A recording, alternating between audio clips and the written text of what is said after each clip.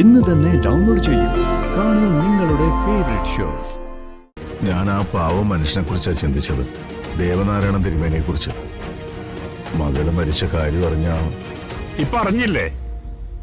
ഒരു മരണം എങ്ങനെയാടാ ഒളിച്ചു വെക്കാൻ പറ്റുന്നത്?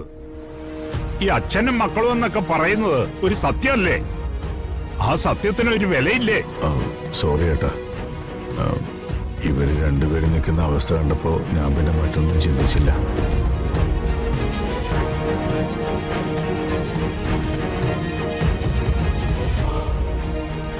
ഇപ്പൊ പോലീസുകാര് തിരിച്ചുപോയി. പക്ഷേ ഇതുകൊണ്ട് അവർ അന്വേഷണം നിർത്തുമെന്ന് ചെറിയച്ഛന് തോന്നുന്നുണ്ടോ?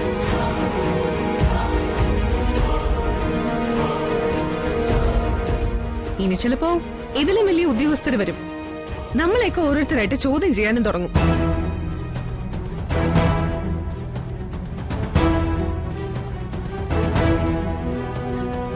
മോനെ വരണേ. ഇറങ്ങിപ്പോയ പ്രിയങ്കെ വേറെ ആരോ ചുട്ടുകരിച്ചു എന്നൊക്കെ ആളുകളെ പറഞ്ഞു വിശ്വസിപ്പിക്കാം. സത്യത്തിൽ നിനക്കെന്തെങ്കിലും കൈപ്പിഴ പറ്റിയതാണോടാ?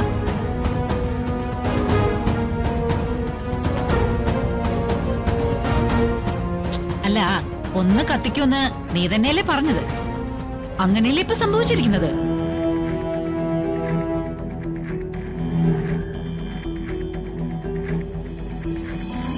ചെറിയമ്മയ്ക്ക് ഇങ്ങനെ ഒരു സംശയം ഉണ്ടായിരുന്നെങ്കിൽ പോലീസുകാർ മുമ്പിൽ വന്നു നിന്നപ്പോ പറയാമായിരുന്നല്ലോ.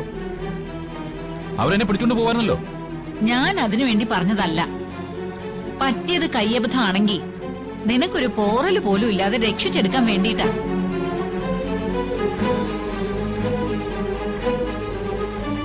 വരുൺ, ബോഡി കണ്ടപ്പോ മുതൽ ഞാൻ നിങ്ങളുടെ കൂടെ തന്നെ ഉണ്ടായിരുന്നു. പക്ഷേ അതിനു മുമ്പ് സംഭവിച്ച കാര്യങ്ങൾ എനിക്ക് അറിഞ്ഞുകൂടാ.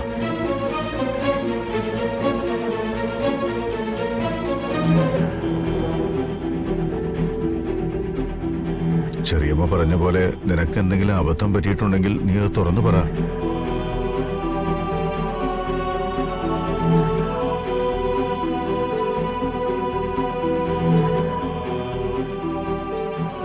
പോലീസിലായാലും രാഷ്ട്രീയത്തിലായാലും ആവശ്യത്തിന് പിൻബലം നമ്മുടെ കുടുംബത്തിനുണ്ട്. നിന്നെ രക്ഷിക്കാൻ വേണ്ടിയാ ഞാനീ പറയുന്നത്. എന്നെ രക്ഷിക്കാൻ വേണ്ടി ആരും ബുദ്ധിമുട്ടണ്ട. ഞാൻ സത്യത്തിലാ വിശ്വസിക്കുന്നേ. സത്യം തോറ്റു പോവാണെങ്കിൽ ഞാനും അത് തോറ്റുപോട്ടെ.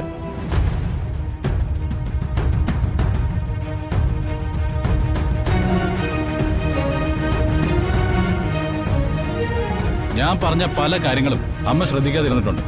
പക്ഷേ ഞാൻ ഒരിക്കലും അമ്മയോട് കള്ളത്തരം പറഞ്ഞിട്ടില്ല. പ്രിയങ്കയുടെ മരണവുമായിട്ട് എനിക്ക് ഒരു ബന്ധവുമില്ല. അത് അമ്മയ്ക്ക് ഉറപ്പായിട്ടും വിശ്വസിക്കാം.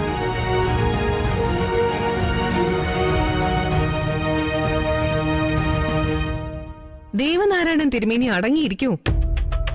കാര്യം അയാൾ ഗതിയില്ലാത്തവനാണെങ്കിലും അയാളൊരു പൂജാരിയല്ലേ?